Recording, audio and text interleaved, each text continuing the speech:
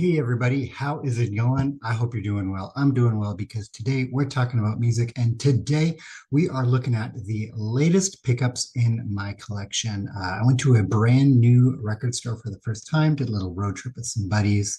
I'll talk about that story. Actually, that's the first things we're going to look at. So we'll talk about that story now. Okay, so for those of you who don't know, I live on Vancouver Island. Same location as Jack at the Vinyl Martini. And there is I will say, an antique mall once you're leaving Victoria, going up island to a town called Chemainus, City of Murals, I think is their tagline. I've never been in there, driven by many times, had no idea what was inside. It looks like this old red, not a barnyard, like an old red firehouse or something like that.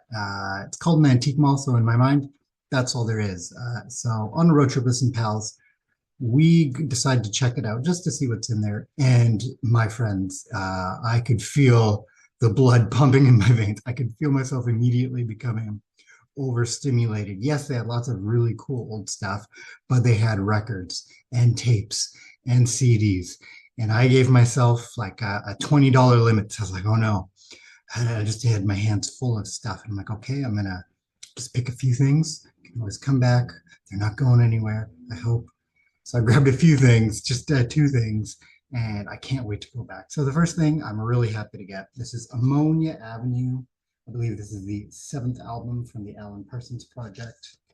Shot up there. Picked this up for a great deal. I believe this is the seventh out of the 10 official Alan Parsons Project albums. We all got that bug. We all got that itch. We got a complete collections. I really like Alan Parsons Project. I think that transition from prog into kind of art pop is really well done.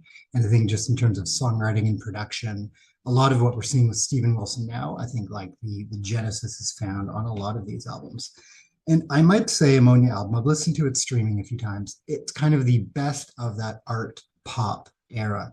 So if you're not into that era at all, this isn't going to change your mind. But if you're into things like Culture Vulture, Gaudi to some extent, most people kind of see that one as one of the worst albums in the collection.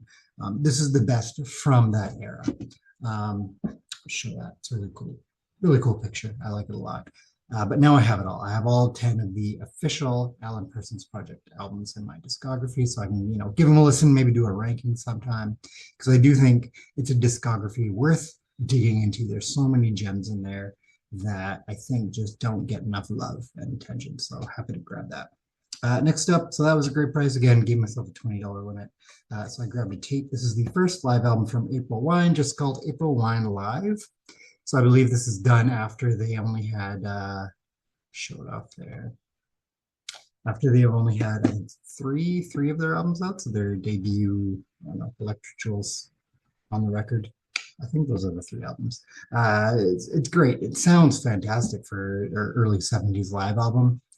Tracks are great. Just hearing those live renditions really give it another notch of energy. So cool album, especially I feel like April Wine are a great tape band for a lot of that early stuff. Tape and vinyl for sure.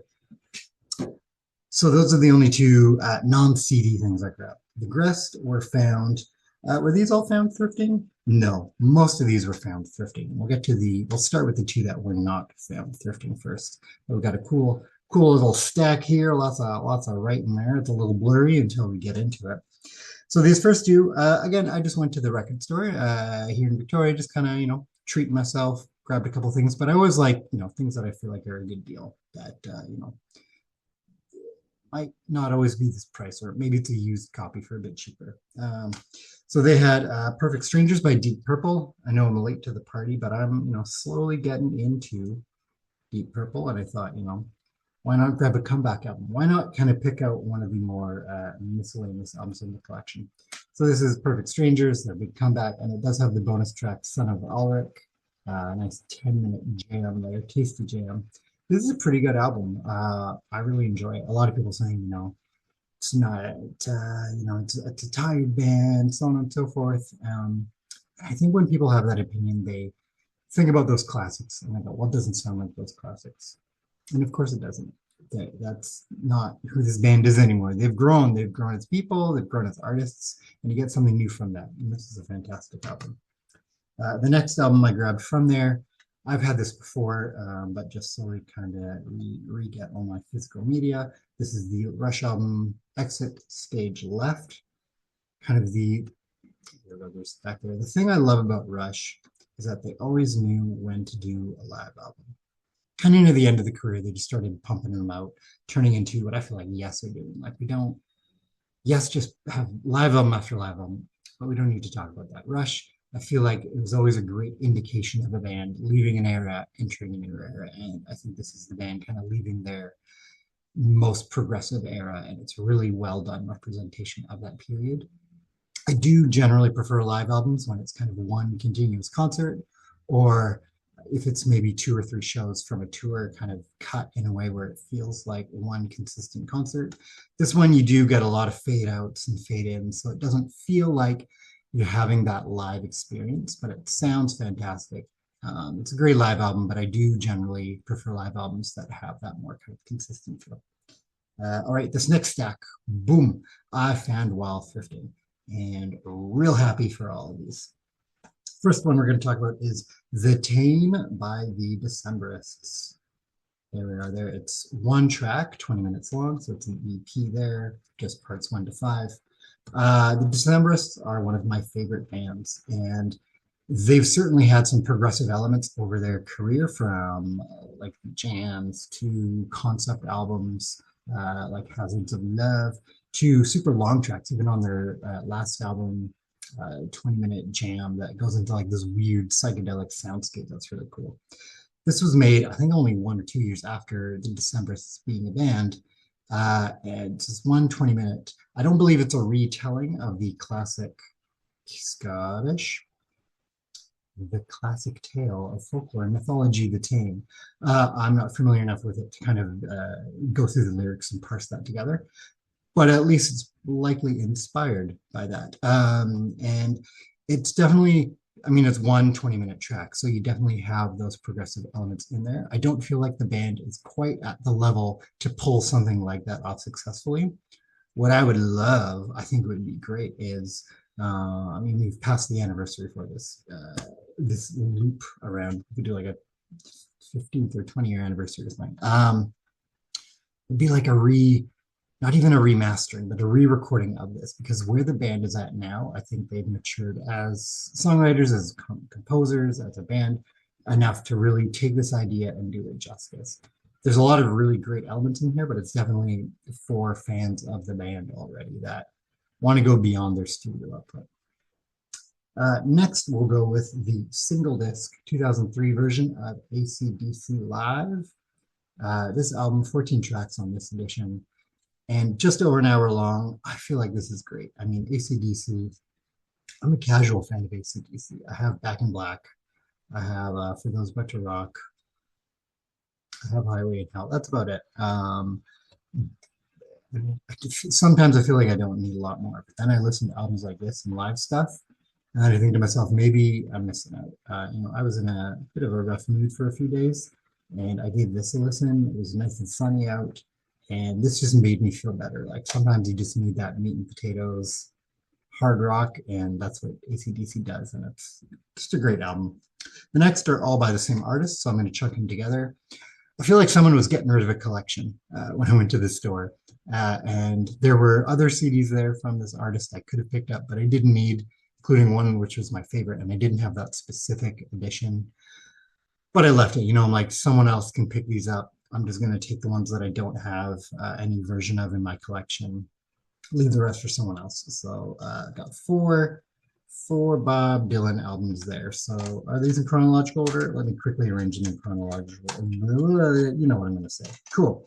So the first album is the self-titled debut from Bob Dylan. He's pulling off his best Woody Guthrie on this album. So if you're a fan of that kind of salt of the earth, folksy blues, talking about political issues, it's a great album. Obviously, he's going to take a hard swing even in the next album. But this is kind of the roots of Bob Dylan. Great album. Next up, the third album, The Times They Are A-Changin' by Bob Dylan. Here we go with obviously tons of great songs. Times Are A-Changin', We've Got On Our Side, North Country Blues, ton in the game. I think my favorite are the back-to-back of Boots of Spanish Leather and When the Ships Come In. Those are my two favorites on this album. Fantastic. The next, the class. I mean, these are all classics. How many times can you say from Bob Dylan the classic? But this is Bob Dylan bringing it all back home. Obviously, for the Nice Price sticker there. Some people loved it when it came out. Some people hated it. But you can't disagree. The hits on the Subterranean, Homesick Blues, of course, Maggie's Farm, Mr. Tambourine Man. And then I would say my two favorites, again, the back-to-backs. It's All Right, Ma, I'm Only Bleeding is beautiful. And It's All Over Now, Baby Blue. What a way to finish an album. Such a classic. And then this one I've never actually given too many listens to, just very casually. Time Out of Mind. I think this is his kind of comeback in 97. So I can read the back, but I don't necessarily know even what the hits were. So, Lovesick, Dirt Road Blues, Million Miles, Cold Irons Bound. Were those the hits? I don't know. You tell me. Um, but really happy to kind of get that. Like my Bob Dylan collection, I'm not even a massive Dylan fan, maybe more than the average person, but I'm not one of those folks that like, I need to get every version, every box set, but I definitely have my favorite albums. And now with these four new albums, we're getting there. We're bulking up. We're making hashtag gains with the Bob Dylan collection. But all that said, that is what I picked up recently. And again, with some of these I'm not as familiar with. I really want to know what you think. So, leave a comment. If you want to like the video, like the video. If you want to subscribe to my channel, subscribe to my channel. And if you don't, I just hope you fell in love a little more with music today. And with that, I'll catch you next time.